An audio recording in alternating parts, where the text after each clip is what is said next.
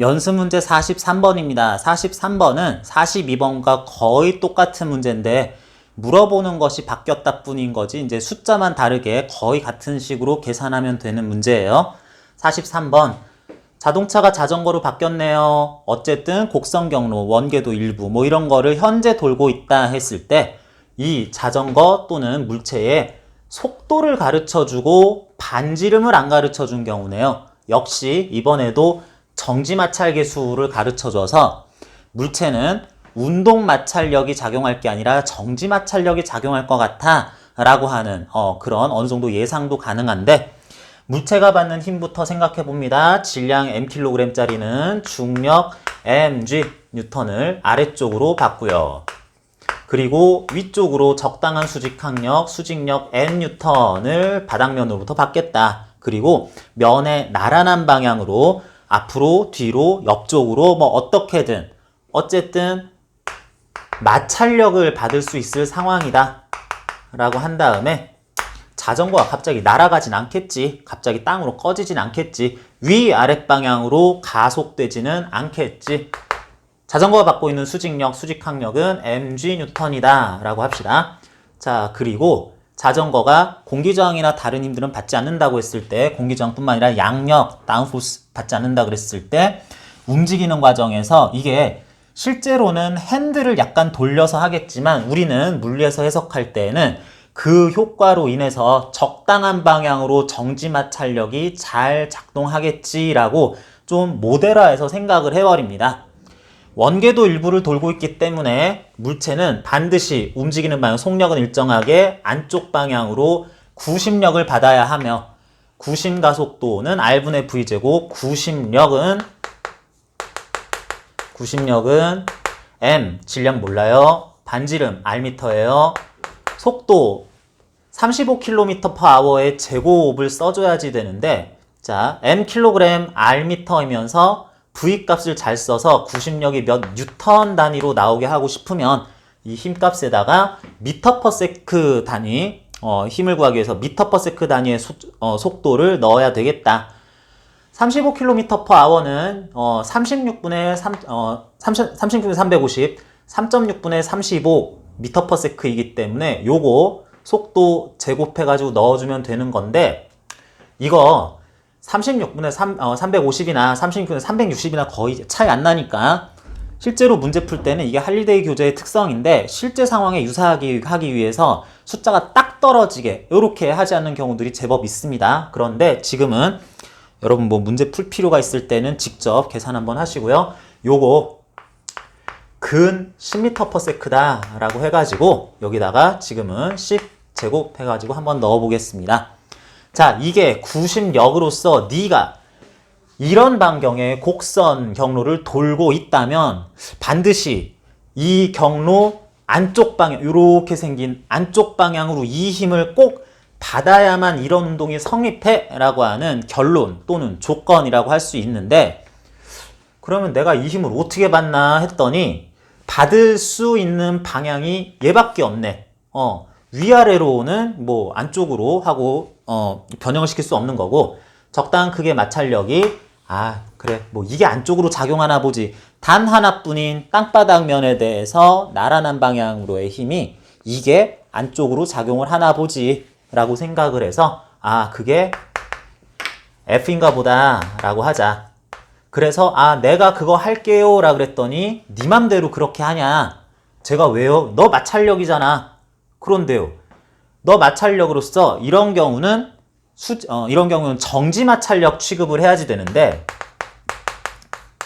너 자체는 크기에 한계가 있어서 어떻게 타이어와 땅바닥이라는 두 면의 재질에 따른 정지 마찰계수 최대 정지 마찰력 구할 때 쓰는 정지 마찰계수 곱하기 현재 그 맞닿은 면에서 자전거 또는 땅바닥이 받을 수직항력 중력이 아니라 수직항력인데 중력 크기와 같아서 이걸 쓴다라고 착각하면 안 됩니다. 수직항력, 수직력 mg 하고 이제 요거 넘지 않도록 하는 한에서만 가해질 수 있어 라고 하려다 보면은 그러면은 이것보다 작을 때는 이렇게 도는 게 가능하다면 R 값에 최소 값을 구할 수 있겠네요. 요거보다는 작아야 한다라 그러면은 R값의 최소값, 그래서 전체 구심력의 최대값은 mm 주어지고 중력과 속도 g도 10이라고 하면 4밖에 안 남네요. 그래서 R값은 4분의 100, 그러니까 25m/s. 내가 속도를 약 10m/s라고 썼으니까 25m/s라고 요렇게 25m라고 요렇게 최소 반지름이 나오겠습니다. 우리 상식적으로 생각을 해봐도 특정 속도로 움직이려고 그랬을 때 무슨 공원처럼 큰 넓은 공간에서 조금씩 이렇게 돌면서 큰 원을 그리면서 돌려 그럴 때는 별로 불안한 마음이 없는데, 갑자기 이렇게 방향을 싹 바꿔야 할 때는, 빠르게 움직일 때는 돌다가 튕겨나가거나 미끄러지거나 넘어질 것 같죠? 그게 물리적으로는 이와 같이 그런 속도를 유지를 하면서 돌 수 있을 최소 곡률 반경이 요 정도라고 해줘야지 되겠다. 이거보다 커야지 가능해요 라고 하는 것이 수치적으로 계산이 되는 그런 걸 확인하는 문제였습니다. 44번입니다. 자메이카 대표팀이 봅슬레이 경주에 출전했나봐요. 어쨌거나 질량을 모르는 mkg짜리 물체가 봅슬레이로서 물체가 곡선 경로를 돌고 있다라고 했는데, 곡선 경로라 그랬을 때 항상 원궤도만 생각하지 않더라도 현재 이런 곡선은 나중에 가서 어떻게 휘어 있을지 그건 나중 일인데, 지금은 이 부분에 접할 원이 반지름 7.6m짜리 원일 것이다 라고 했어요.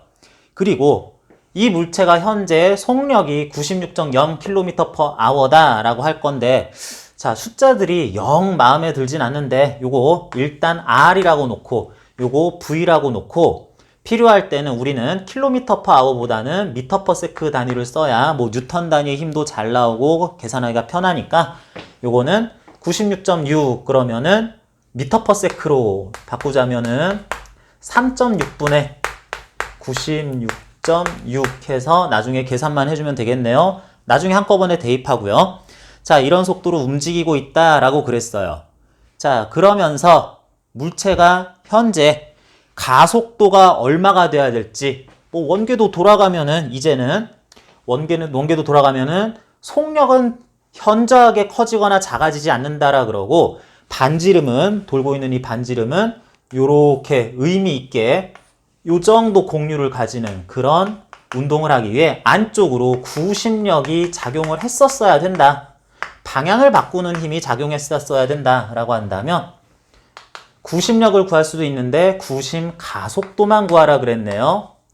그 구심 가속도를 A라고 하면은 이런 경우는 쉽게 구심 가속도 A는 그러한 원궤도의 반지름 R분의 V제곱이다 하되, 여기다가 m/s 단위로 나타내야지. 요렇게 해야 나중에 m/s 제곱 단위의 가속도 값이 예쁘게 잘 나타난다 라고 할 텐데, 이제 대입만 하면 되겠어요. 대입해가지고 계산을 해주면 어느 정도 미리 계산을 해봤더니 대략 94.74 요 정도 나오네요. 94.74 요 정도 나오는 것 같아요.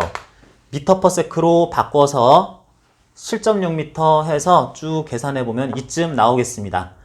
이런 가속도를 가질 텐데, 자, 이것이 이러한 가속도 자체가 중력 가속도 G의 몇 배일까요? 라고 물어봐서 이 알파 값을 구해라 라고 했는데, 요거 그러면 이 정도로 어린 값으로긴 한데 94.74를 이제 나눠주기만 하면 이제 원하는 답이다 할 테고요.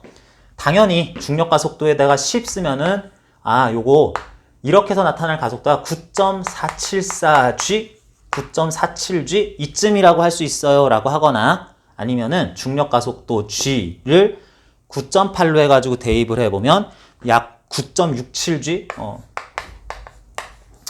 이렇게도 표현도 될 것 같아요. 대략 한 9.5G 정도의 요런 가속도를 받는다라고 해야 될 것 같네요. 이거 운동선수 이거 쉬운 게 아니죠. 당연히 중력, 내가 평소에 봤던 중력의 마치 10배의 중력, 거의 9.5배, 10배 정도 되는 중력 가속도를 갖는 행성에 갔을 때 내 몸 자체에 의해서 막 이렇게 눌리는, 밀리는 그런 힘을 받는 듯한 느낌을 받으면서 여기를 통과해야 되겠습니다. 자, 그런데 이 문제는 무엇을 어떻게 써야 되는지에 대해서 얘기하고 분석하기보다는 나온 정보가 이거밖에 없으니까 뭐 가속도 구하라니까 구심 가속도 구하러 하겠지. 뭐 식에다 대입해야지 뭐 해가지고 구하다 보면 답은 나오는데 여기서 한번 물어봅시다. 요 부분 지금 봅슬레이가 지나가고 있는 이 트랙이 어떻게 생겼을까요? 그리고 얘는 어째서 이런 곡선 경로를 현재 운동하고 있을까요? 보통 운동 경기 봅슬레이다라 그러면은 봅슬레이 선체 자체가 매우 미끄러운 얼음으로 된 이렇게 둥그렇게 생긴 반원 모양을 가지는 이런 그 트랙을 쭉 미끄러져서 돌게 되죠. 그러다 보면은 내려가면서 경사 자체가 급하고 좀 나지막하고 할 수도 있고 그걸 밖으로 빠져나가는 거 막기 위해서 트랙 자체도 약간 또 휘어있고 뭐 이런 경우도 있을 겁니다. 그럴 때 물체는 아무리 얼음이라도 마찰력도 조금은 받을 테고 그리고 옆면과 접촉이 계속 일어나고 있으니까 수직력도 받을 테고 중력은 두말할 수 없이 나타나긴 하는데 극단적으로 이런 경우를 생각을 해보자. 봅슬레이가 이러한 궤도를 가곤 있어요. 가곤 있는데 이게 돌아야 되는 게 어떻게 쭉 내려오다가 옆으로 요렇게 돌아가는 완전히 지면과 나란한 그런 때쯤에서 잠깐 옆으로도 돕시다 하는 상황이야. 이런 상황일 수도 있고 극단적으로는 봅슬레이가 쭉 가다가 경로가 롤러코스터야. 요렇게 생겨가지고 이렇게 올라가야 될 때도 있을 것 같아요. 끝까지 안 가더라도 이런 경우 이렇게 그러한 원궤도를 잠깐 올라갔다가 내려가야 되는 경우 이런 경우도 생각할 수 있습니다. 자, 그래서 지금 이 봅슬레이가 받을 중력, 수직항력, 수직력 또는 마찰력이 구심력으로 작용하는데 얼마씩 기여해야 되느냐 이런 건 상황마다 다 제각각으로 달라지겠어요. 그런데 지금 문제에서는 그래서 마찰력을 얼마를 받았어야 되니 공기저항도 혹시 있지 않겠니? 수직력은 얼마겠어? 중력은 어떤 성분으로 작용할까? 이런 것들 고민할 필요 없이 현상만 보고 뭐 이렇게 돌든 이렇게 돌든 뭐 이렇게 돌든 어쨌거나 물체가 현재 곡선 경로를 움직이고만 있다면 그 곡선 경로에 접하는 원이 반지름 7.6m짜리이고 순간 속력이 96.6km/h라면 현상적으로 보이는 결론, 관측, 관찰 결과로서 보이는 가속도 값은 구심 가속도 값은 몇 미터/s 제곱이어야 되겠느냐 거기까지 물어보는 거기 때문에 나머지 실제 힘들이 어떤 것들이 작용할 만한가 그 힘들이 몇 뉴턴인가 방향은 어떻고 어떤 것들은 또 상쇄됐는가 그렇지 않은가 하는 것들은 따질 필요가 없는 그런 문제였습니다. 문제에 따라서 이처럼 모든 경우를 다 생각할 필요 없이 조건만 나왔고 뭐 가속도 구해봐 했을 때에는 공식에 따라서 대입해서 그냥 풀기만 해는 되는 문제도 분명히 있어요.